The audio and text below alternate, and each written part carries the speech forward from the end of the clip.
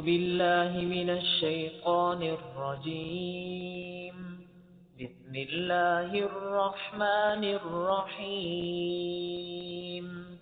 والتين والزيتون وطور سينين وهذا البلد الأمين.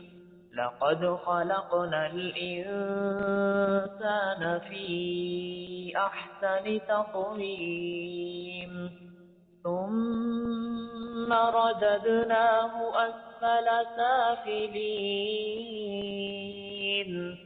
إلا الذين آمنوا وعملوا الصالحات فلهم أجر غير ممنون. فما يكذبك بعد بالدين؟ أليس الله بأحكم الحاكمين؟